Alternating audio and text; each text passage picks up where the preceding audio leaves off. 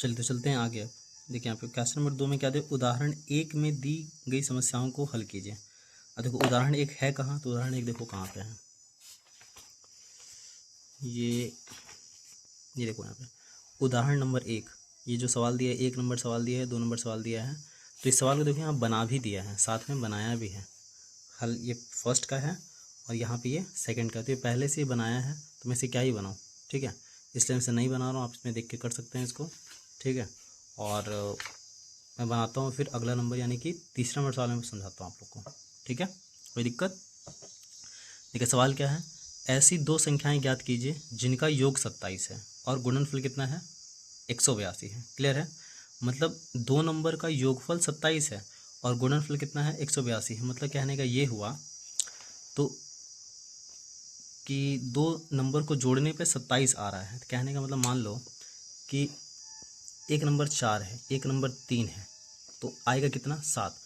मतलब जो इन दोनों नंबर को जोड़ेंगे तो 7 आ रहा है। तो ये कहना है कि पहले जो नंबर दे दिया है, जो 27 यहाँ नंबर दिया हुआ है, मतलब यहाँ पे वो 7 है नंबर, वो जो नंबर है वो 7 है। समझ में आ रहा है, मतलब ये नंबर हमें दिया है और हमसे बोल रहा है कि इन दोनों नंबर को गुणा करने पे 182 भी आ रहा है। बातें क्लियर है क्या।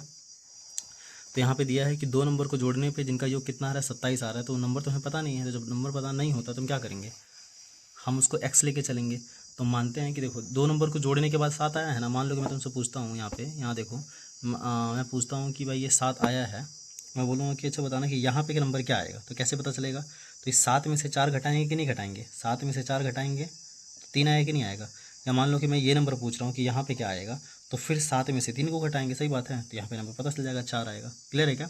तो वैसे ही यहाँ पे जो 27 दिया है, तो कहने का मतलब हमें नहीं पता कि वो दो नंबर आखिर है क्या, लेकिन हमें ये तो पता है कि टोटल जोड़ने पे दोनों को नंबर को जोड़ने पे 27 आ रहा है। तो हमें नहीं पता तो क्या करते हैं, पता तो होगा ही, एक्स मानते हैं। तो क्या लिखेंगे कि माना कि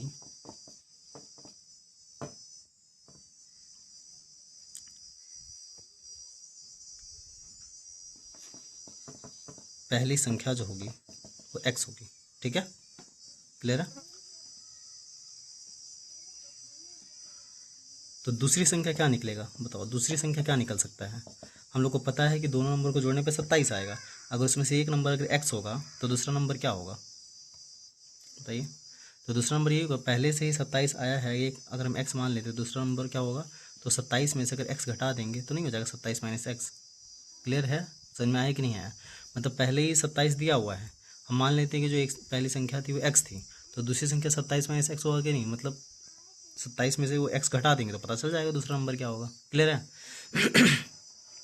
और साथ में हमें क्या बोला है, साथ में हमें बोला है यहाँ पे कि जिनका योग तो 27 है, गुणनफल 182। गुणनफल किसे बोलते हैं, तो गुणा करने के बाद जो फल मिलता है उसे गुणनफल बोलते हैं। मतलब इन दोनों नंबर को जब गुणा करेंगे ना, तो गुणा करने के बाद 182 आ रहा है, ठीक। तो चलते हैं प्रश्न से, क्या बोल रहा है, इन दोनों नंबर को जोड़ने पे कितना आ रहा है, 27। तो 27 देखो पहले ही यहाँ पे आ गया है, तो हम दोनों नंबर पता कर चुके हैं, पहली संख्या एक्स है, दूसरी संख्या 27 माइनस एक्स होगी, और गुणा करने पे 182 है, मतलब एक्स का गुणा करेंगे 27 माइनस एक्स के साथ, किसके साथ, 27 माइनस एक्स के साथ। पता होगा कि कोष्ठ में तो गुणा होता है, तो कितना गुणा करने के बाद कितना आ रहा है, गुणनफल 182 आ रहा है। क्लियर है, गुणा करने के बाद जो गुणनफल आ रहा है 182 आ रहा है। अब क्या करेंगे, इसका गुणा इसके साथ और फिर इसका गुणा इसके साथ करो, 27 का गुणा एक्स के साथ करो, कितना आ जाएगा 27x प्लस माइनस माइनस का x square is equal to कितना 182। क्लियर है।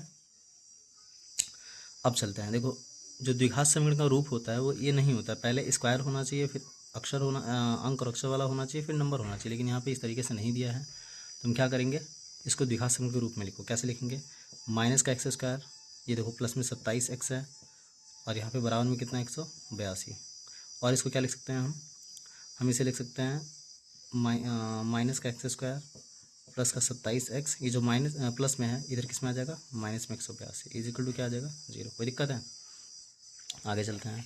हम चाहें हम क्या करेंगे, यहाँ पे यहाँ का जो जो शुरू में माइनस, इस माइनस को भी हटाना है हमें, तो कैसे हटेगा, तो देखो अब हम लेंगे अक्षर का कॉमन।